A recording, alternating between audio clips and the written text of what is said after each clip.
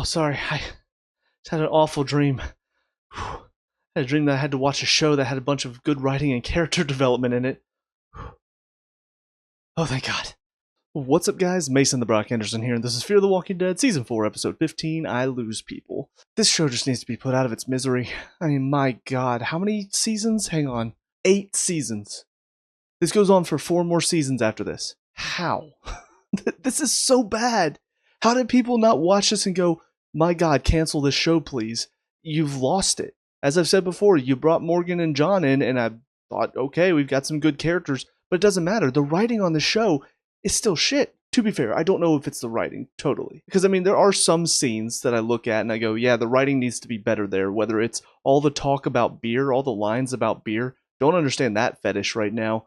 But there are some scenes where clearly you can see the writing team had a story beat in mind. Martha escaping is a good example. They say Martha escapes in the script, but they don't really show how that happens. They don't really, in the script, write how that's supposed to happen. They don't say, yeah, there's like a knife that gets left on the ground, or there's something that, no, just she escapes. And so we just are supposed to assume, and obviously the editors or directors or whoever is in charge of setting up these scenes, they didn't give her a reason to escape either. And so we're just supposed to assume, yeah, this woman who is bleeding profusely out of her shoulder, she just escaped. That makes sense. So there are some scenes that are definitely, the writing team is lazy. They don't actually come up with good reasons why things happen or how characters get out of certain situations. But then there are some scenes where I look at it and go, I think that's not a writing issue. I think that's the fight choreographer or the scene setting. I don't know who's in charge of that. Might be the director. But I'm sure the writing team didn't write that Morgan gets off the roof onto a ledge down below, and then a walker comes at him with the quickest speed I think I've seen any walker move in either of these shows. And then he gets wrestled to the ground, and he's trying to fight it off, and then John, from 7 or 8 stories below, manages to pull off a headshot with a pistol right by Morgan's head. I'm sure the writing team didn't write that. I could be wrong. Maybe they did specifically write, no, it needs to be this inhuman shot that nobody would be able to pull off. But in my mind, I'm thinking they probably wrote that he fights off the walker in the script. Maybe they put in with the help of John. But they could have been thinking, Morgan fights it a little bit, pushes it off, and then once it's off of him, then John has a clear shot, and he's good enough with a pistol. You could suspend your disbelief a little bit and say, yeah, he could probably hit a target from a little ways away with a pistol. But to make it to where he's missing Morgan's head by that much to hit the walker, that's so unrealistic. And I don't think that's the writing team's fault there. Could be wrong, but I doubt that. But there's just so much about this episode that is absolutely bullshit. And I don't like to do this because going back and watching some of my older videos, I did used to just spell out the plot in most of my reviews, and I don't like doing that anymore. I like to try to focus on the story beats that actually I have a reason to talk about, and also it cuts down on the reviews a lot. But in this one, there's so much about this story that happens. Pretty much every story beat I had to look at and go, that doesn't make sense, or that is absolutely ridiculous, or how the hell did that happen? But starting with Alicia and Charlie, first of all, we saw end of last episode, they just so happened to come upon the flooded street, just so happened to see John and Strand on the other side of it, and then they're trying to find a boat. Martha just so happens to find them and start shooting at them, but then she just so happens to pass out from blood loss, so then they get the SWAT vehicle. Alicia just so happens to pick the one spot blindly on the river where she can drive across because it's only 2 feet high, because we know it's deeper than that on other parts of the river, because we saw John and Strand swimming in it before. So she just so happens to pick the one spot where they can drive through and the SWAT vehicle won't sink. So that's their side of things. At the hospital, they decide to go down the elevator. The walkers aren't there because it just so happens all the walkers left the elevator alone, and then a part of the ceiling crumbled and cut them off, luckily for them. So then they go to the generator room to find Al. She just so happened to get out of there and get to the freight elevator and just so happened to leave the hospital somehow. So then they decide they're going to leave. Morgan decides he's going to distract the walkers to give them a way out and get to an ambulance. So he just so happens to perfectly toss a walker on top of another car from all the way on top of the roof, 9-10 stories up. He just so happens to perfectly land it on top of the car, which just so happens to not have lost battery over these 5 years, I think 4 or 5 years. Still has enough battery to start the car alarm and give the other guys a chance to get to the ambulance and get away. And then from there, happenstance central. They just so happen to find a fire truck, so they can all work on getting Morgan off the roof by setting up the ladder, because even though the battery's dead, it just so happens to have enough generator juice to still work the hydraulics on the ladder to get up there to him. And then, like I said before, Morgan finds some wire or something, which apparently they didn't find before, gets down to a ledge where a walker, because we need tension in the scene, and for some reason the writers or the directors or whoever still thinks the audience is stupid enough to fall for the fact that, oh no guys, Morgan could be in trouble here. He's going to get killed by a random walker, because that happens all the time on this show, right?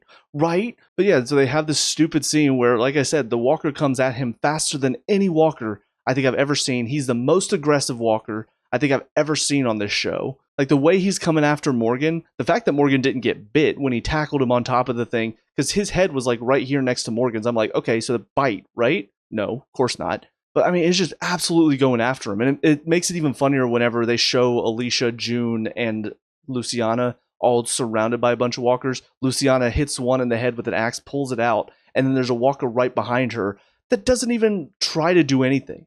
Like, it just kind of gets up and does like a little shoulder hug with its head. It's like, hey Luciana, how you doing? We went from I'm going to kill Morgan right now. I'm going to kill him. I'm going to attack him with all of my strength, with so much speed and hostility, and I'm going to absolutely try to kill him, to Luciana backs into a walker that doesn't grab her, just kind of puts its head on her shoulder for a couple of seconds until Alicia stabs it in the back of the head. Like, as soon as it comes up behind her, I'm thinking bite onto the neck, because she's not defending against it. She doesn't know it's there.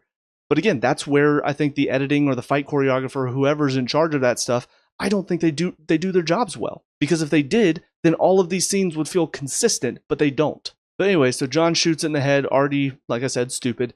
Morgan jumps into the ladder, gets down to the fire truck, and then the long, drawn-out scene of Jim realizing what he has to do, sacrificing himself, jumping onto another car, which also somehow he manages to land perfectly on it, on top of a car that somehow still has its battery as well, enough to set off the car alarm. Because, again, we're 4 or 5 years into the apocalypse, but sure, there are several cars lying around that still have battery, because batteries don't corrode or anything, right? Like, that doesn't happen when they just sit and don't get used for several years. But the whole scene where he's giving the beer recipe, it's just ridiculous. I don't know what this show's obsession is with beer, but my God, the amount of times it gets brought up. What beer company paid you? Because that's the thing, they're not even using a brand name. It's not like they're talking about Budweiser or something like that. So what beer company paid them to talk about the magnificence of beer, the impact of beer, and the poetry of it? It's not that deep. People don't drink beer because it's just got such rich flavors. And oh my God, so what is going on? But after all of that, it draws all the walkers away. They get to the van. Like I said, Martha somehow got out of the van without any explanation as to how. The creme de la crap of all of this is that Martha not only got away from all the walkers, but then she circles back to find Jim's body completely untouched by any walkers, because I guess his flesh was not tasty to them. I don't know. I mean, he set off the car alarm and drew all the walkers, so I figure he would be mostly bone at this point, but he's still pretty much untouched. Martha is writing the recipe for his beer on his face. First of all, why hasn't he turned yet? Because it's dark by this point. It's been probably a few hours. Most walkers turn after they die, but it's pretty quick. It's within an hour, I'm pretty sure. I know they don't die from the disease for a while, but when people die without like headshots or whatever, they turn fairly quickly. So the fact that it's been a few hours and he still hasn't turned is already ridiculous. Her writing the beer recipe on his forehead and his face, how did she hear it? She doesn't have a walkie anymore, does she? We didn't see her grabbing one, and I'm pretty sure they wouldn't have left one on the truck for her. So the only way she could have heard it is if she was happening to be nearby when June was listening on the walkie and he was telling her the recipe. That's the only way she would have heard it. So how is she standing over there and not drawing any walkers toward her and still able to hear that whole thing? And then on top of that, she remembered all of it. Does she have, what is it? Not photographic memory, because that means you remember everything you see. I can't remember the term for it, but there is a version of photographic and eidetic memory that you remember everything you hear, if I'm not mistaken. I might have to look that up. But anyways, she remembers the entire thing and writes it on his face. And now she's setting up to be the final threat they have to face in the finale next episode. How is that intimidating? Oh, we're going to make him strong. You have a bullet wound or a buckshot wound on your shoulder that you're still bleeding from profusely. You've taken off your bandages, which means now the blood is coming out again, which means you're getting weaker by the moment, and yet somehow I'm supposed to get excited to see her go up against everybody. Go up against, what is it, 8? June, John, Charlie, Alicia, Morgan, Sarah, Wendell, Strand, Luciana. That's 9. Unless I'm forgetting somebody. That's 9 people that she has to go up against that have Al's van back, which means she is nothing to go up against them for, outside of maybe the element of surprise. And even then, she could surprise one of them, and then the other 8 just absolutely take her down. Which, the fact that they didn't just kill her, also very weird, but whatever. They're trying to be good people and trying to help everybody. Okay, you do realize there are psychopaths in this world that cannot be helped, right? You're not that stupid. But there's just nothing to get excited about for this final episode. There's so much stupidity in this episode, so much happenstance that just works out in the characters' favors that don't make a lick of sense. There's no logic involved. There's no effort in the writing. It just feels so lazy. Like, stuff just happens. They have the bullet point story moments that they know they need to get to, but when it comes to actually thinking about how logically they can get there, it's just, oh, well, we'll figure something out. I guess a fire truck makes sense, right? They could find one, I'm sure. How are they going to draw the walkers away? Just, there are cars abandoned outside the hospital. I'm sure the car alarm would work. Oh, sir, it's been a few years. Do you think the batteries in those cars? Oh, yeah, sure, whatever. It's fine. I'm remembering now why this show pissed me off so much, because it felt like there was no effort put in to creating these intense moments, because either something stupid would happen to set it up or something inconsistent would happen to set it up, and then the intensity is gone because something stupid happens to get the characters out of it, or something super coincidental. There's just nothing about this show that is nearly as entertaining as The Walking Dead. And people can talk about how it fell off at the end. I still have more interest in The Walking Dead being in season 9 and 10 now than I have in this show at season 2, because by season 2 it had already jumped the shark multiple times for me, and now by season 4 it gave me hope with Morgan and John, because part of the problem with the show was the lack of good characters that I could be interested in, and that gave me 2 to hold on to. But the story is still bad, the writing is still bad, so I've got nothing to hold on to now. And I know some people will ask the question, well then why are you still watching if you don't have hope that it's going to get any better? Well, truth be told, people have said it does, and I kind of want to test that. I kind of want to test and see, are audiences actually using their brains, or is everybody just turning their brain off, not thinking about how things work and make sense even in a world where the dead walk? Like, there still should be some element of logic, because if you're not using logic, then I don't have any reason to feel tension. I don't have any reason to feel like these scenes matter, because, I mean, I think about the conversation between John and Strand, where I think John asked him, like, how do you think this happened, or what are the chances of that, or something like that, and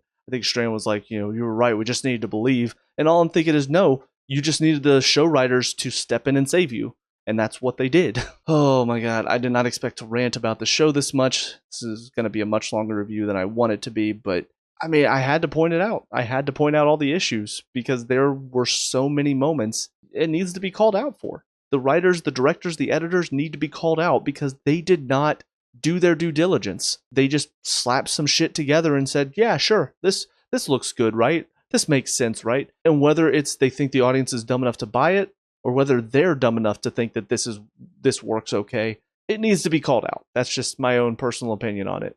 And that's why I do reviews in the first place. Not just to watch stuff and enjoy the good stuff, but also to point out the shit whenever it comes around. With all that being said, move on to the finale, and I'll see you guys there. And now episode 16, I lose myself.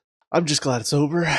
Not looking forward to season 5 at all. Gonna have to get through it, because like I said, this show needs to be ripped a new one for how shit it is and how bad the writing is. So first of all, Morgan's whole motivation to go get Martha makes no sense. She's already dying. He knows she's dying. Just leave her be. I know he didn't know that she had herself get bit, which I'll talk about that in a second. But still, like, what's the point? She's already proven multiple times she's not going to listen to anything you say. So why even try? Oh, I've been there before. No, you haven't. You've not been to this extent. And especially after you've given her multiple chances, she continues to try to get people killed. There's just so many things about it that makes no sense to try to go help her out. And also the fact that she's not dead after her encounter with Al makes no sense either. Al literally has a shotgun pointed at her and at Jim. Just take the damn shot. Hell, even if you're not going to shoot at her, shoot Jim's head off. You know? Like, I get, oh, it's Jim. No, who cares? He's an asshole. And now he's a walker. So just shoot him. So now that's basically her only weapon gone. Like, she's not carrying anything else. She's literally just holding Jim the walker at the end of a staff. You shoot him, so now he's not a danger, and now she's not a danger. But instead, you wait. Then she sicks Jim on you. You manage to shoot him to get him off of you, which she doesn't even shoot him in the head, and then shoot the other walker that's walking nearby, and then takes a crowbar to the back of the head, and somehow she's fine. Somehow Martha doesn't kill her. But anyway, we have a bunch of happenstance things that go on to set up the intensity for this final episode. Everybody going to this truck stop. I think it's where Morgan originally found all of Polar Bear's stuff. Apparently, Martha went in and poisoned all the water with antifreeze, and I guess it's just not noticeable. From what I understand, after doing a bit of research, apparently antifreeze has a bit of a sweet taste to it. So somehow people drank the water or put it in the coffee because they made a comment about, oh, this put a little too much sweetener in there or whatever. Somebody drank the water, right? How did you not taste the antifreeze? From what I understand, antifreeze is not clear, so why is it clear in the water? Like, there's just so much about this that makes no sense, but they have to set it up to make an intense finale, so everybody being poisoned with antifreeze. There's your intense finale. And then from there, it just gets dumber. You've got everybody deciding to go on this trek because ethanol is what cures antifreeze, and so even though they can barely stand up, they're all really struggling, they all put in an effort, and now they're able to face this whole herd of walkers that's gathered outside, because that makes sense. And there's so much about that doesn't make sense, because they're banging the windows to the side to get the walkers over there. Okay, well, as soon as the door opens and the gunshots ring out, that banging shouldn't do a thing. They're like, oh, that's louder noise. I'm going to go over there, and those are people. Oh, I'm going to go after them. As Strand and Luciana are trying to get the ethanol out of the back of the tanker, all the walkers are heading their way. Instead of the people in the gas station opening the door and trying to draw the walkers back, they just sit there and let the walkers get to them, because if not, then how could we have Al in her van, who somehow magically has more bullets loaded into the turrets up top, take out all the walkers, but that means that she had to shoot the tanker truck as well, and that caused the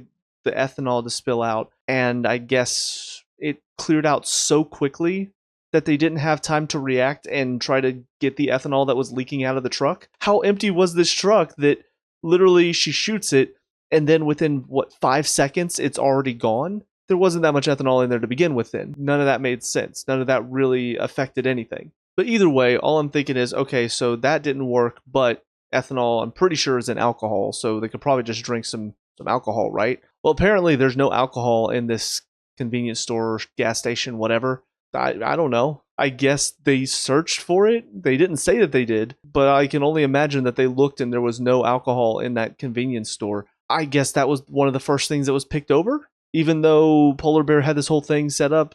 Take what you need, leave what you don't. Did so many people need alcohol that they took all of that and there's none left in the store? Don't ask me. Ask the show writers. They're the ones that make these stupid decisions. So no, it takes Morgan having to bring back a whole truck of alcohol. But let's talk about how Morgan got there, because none of that makes sense.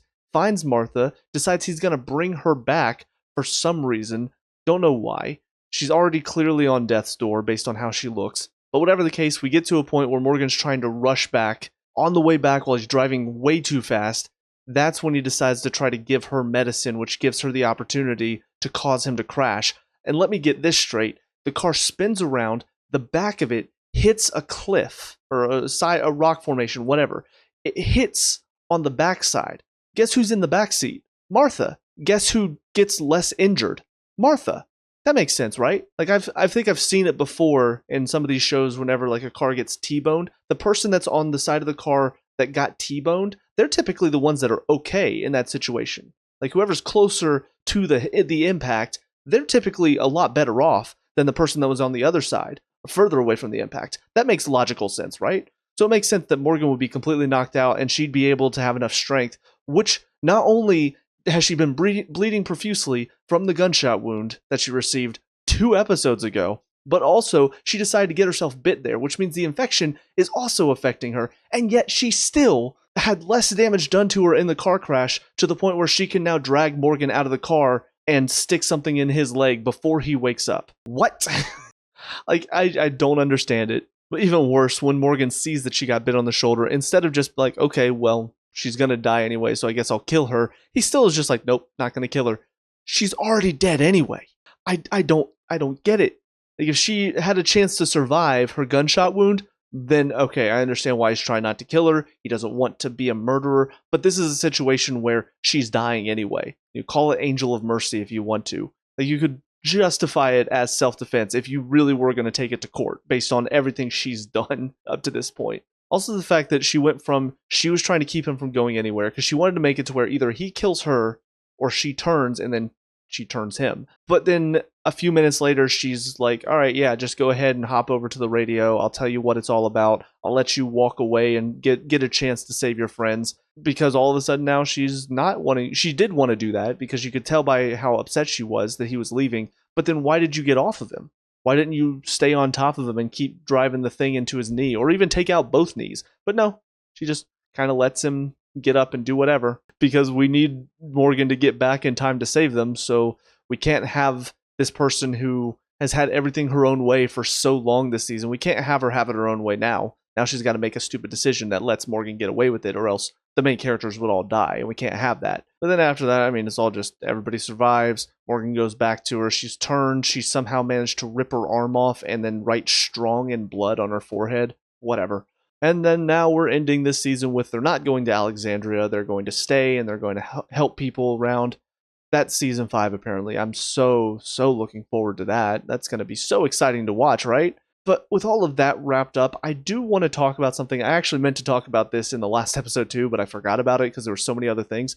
The walkie-talkie situation, right? Because I don't understand walkie-talkies that much, so I decided to do a little bit of a deep dive into how walkie-talkies work, and somebody actually did do a long Reddit post about how Fear the Walking Dead specifically, because I can't even remember the question that I put in, but I just put in a generic question about walkie-talkies, and somehow this Reddit post about Fear the Walking Dead, probably because I had looked up some Fear the Walking Dead stuff before, so the algorithm was like, oh, this might be something you're looking for. But there are a couple things outside of how walkie-talkies work that make no sense to me. First of all, we still don't know how Martha ended up with a walkie-talkie after last episode. She was in the back of the truck. I also didn't mention this, but why did she not drive away after she got out of her restraints somehow? There shouldn't have been a walkie in there for her to use. Why would they keep one back there? But so somehow Morgan's able to contact her with this mysterious walkie that she has.